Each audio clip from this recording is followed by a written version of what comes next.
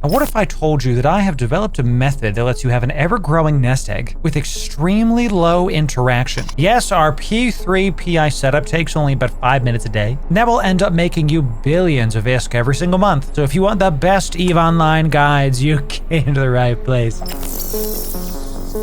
Ladies and gentlemen, Loru here, digital advertiser, content creator, and EVE enjoyer for the better part of 10 years now. And the system we're going to show you today is a little complicated. So if you're a PI beginner, go ahead and watch the videos that are in our playlist. A link is in the YouTube description for you. Well, if the system's so complicated, why do all this? Well, to answer that question, it's time for a little bit of math. Yes, it wouldn't be EVE Online without a little bit of spreadsheets. I got a super simple one for you here. So our average PI units made per hour, these are P2s, is about 12.5. Sometimes it's more, sometimes less, just call it 12.5. That means in a day, we're gonna make 300 of these, and you're gonna do this on 6 planets. That means the total units of P2 PI per day are gonna be about 1,800 units, give or take. Now the average P2 price for 1 unit is about 12,000 ISK. That means per day, you're gonna make 22 million ISK per character. Per week, you're gonna make about 86.5 million, which means per month, per character, you're gonna make just shy of 350 million ISK. Not terrible numbers, let me tell you. You do not have to access and mess with this setup every single day. You did in our last video. In fact, we have it set up that you can mess with this every 4 days. And every day you do mess with it, it only takes about 5 minutes to reset your PI gatherers. Here's how we set up all those planets. We have 2 extractors, each one getting its own unique unit. Now, extractor 1 is going to output its units to these set of basic factories, turning P0s into P1s. Extractor 2 is going to output its contents to these basic factories,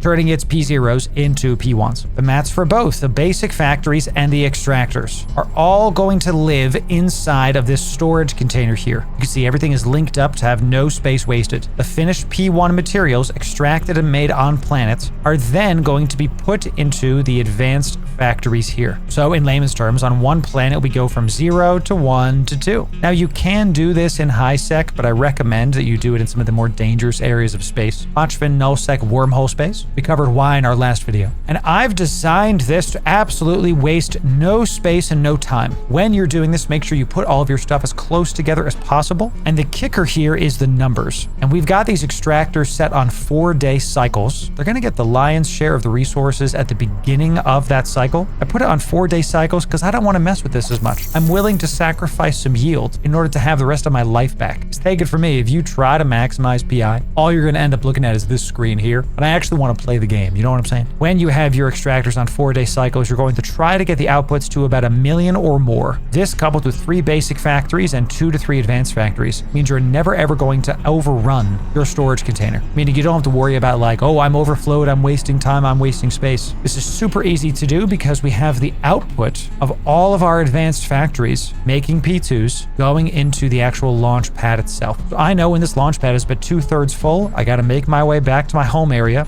and go do my PI stuff. And you can see here, this one is about 62 million ISK. Now let me show you what it takes to upkeep this whole setup. It's a little bit too difficult. I don't know if y'all are going to be able to handle it, okay? What I do once every 4 days is I come into my planets, I double click on this extractor, I press stop start, I double click this extractor, I press stop start, and then I press submit. Oh my God, all in a day's work, I tell you. Once you get all of this set up on all your planets, what I just showed you is the extent of the upkeep you have to do to make hundreds of millions of ISK a month. And the best part is, I'm in Jeddah right now. My PI, as of the recording of this video, is in Kino, in Pochven. You can do what I just showed you from anywhere in space. So you can be on a null-sec expedition, deep in a wormhole, and have your PI back at your home base, and you can just double-click those, press submit, and they keep generating you money. And I know I'm hitting you with literal fire hoses of information. Stick with me, bookmark the video, and I promise you're going to make a bunch of ISK or near zero upkeep. Now, I wanted to show y'all a full Pochven PI run with this setup going, as well as a preview of some of the future PI guides we've got coming. But that video is just a little bit slow. Too slow for for YouTube. So we are going to have a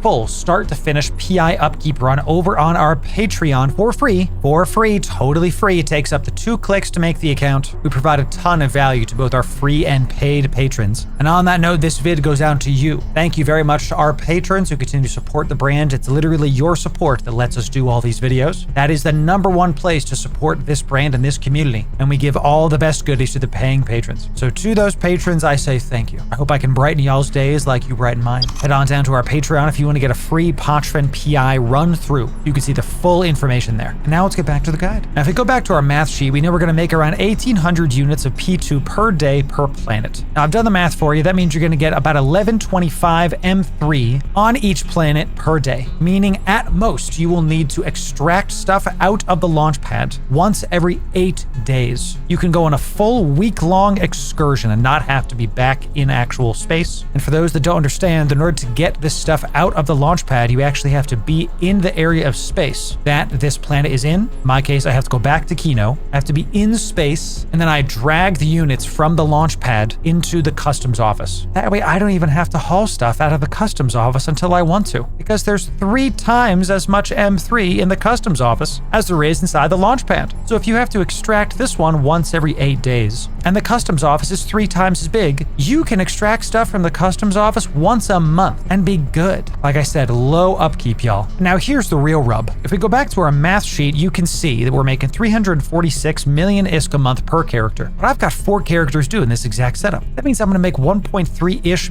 billion ISK a month, every month, all for about 15 minutes of work a week. But you won't get that efficient unless you're using some super specific tools. Let's check those out. Now here's the main fit we use. It is going to be the Deluge Fit you've seen in our other videos. You can copy paste this fit from the pinned comment over on our YouTube channel. So if that's where you want it, go check that out. Deluge is a super solid PI ship, and it's strictly better than the Viator and the Occutor due to its quick align time, sub 4 seconds, about 47k EHP, and a massive infrastructure hold that rivals the Occutor on what it can hold. Because of the infrastructure holds, this ship is strictly better than the Viator and the other T2 covert ops haulers. And the moment I tried out the Deluge, I knew this was going to be a new staple ship of mine. Now, we showed you in our last PI video that we had a bunch of safe points that were bound around the customs office. How do I do that connected to all my alts? Let me show you how to set that up. Now, the first thing you're going to have to do is make an access list. This is going to be the characters that you want to be able to access these pings. What you're going to do is come to your Neocom on the left-hand side, go down to social, over to access lists. Now, I'm in KYBERNAUT, so that's my Pochven Corp. They have their own access list. I have my own internal access list with all of my alts. You are going to make a new access list and name it whatever you would like. Sub to Loru OMG. From there, you're going to add members to your list. You do that by clicking add members here. I'm just going to search up one of my alts for the sake of this video. Lori boy, come on down, Lori boy. There he is. Click him, add member. Now this character and my alts are added to this access list. You can right click other members and make admin, make manager, all these other things. Now that you've made your access list, you're going to press L. It's going to open up the locations list. You're going to go to create folder and name the folder sub to Loru. Yeah. Once you do that, you're going to press shared folder. And now you're going to choose who has access to this shared folder. Well, shocker, it's literally the list that you just made. You can just click all these. I mean, if you're going to put your alts in them and that's it, it doesn't really matter. And then press submit. You're going to get this scary message that's like, hey, do you want to do it? I do want to do it. And now we see it's right here. Now on your alts, in order to access this, you're going to have to log into your alts, right click on that folder, and then press online folder. Obviously, I just made it so it's online. I can choose to offline it. This means you can assign alts access to certain folders, but not have those pings active in your location folder at all times. Now, common use cases for those pings are going to be stuff like Instadocs, Insta warp-offs, PvP purchase, really anything you want to do as far as a save point, changing them out every month or so. Especially if I see combat probes on grid, I'm probably going to change out whatever save point I was at just to be sure. Because y'all, you are never safe at Eve. Now, the astute among you will have noticed this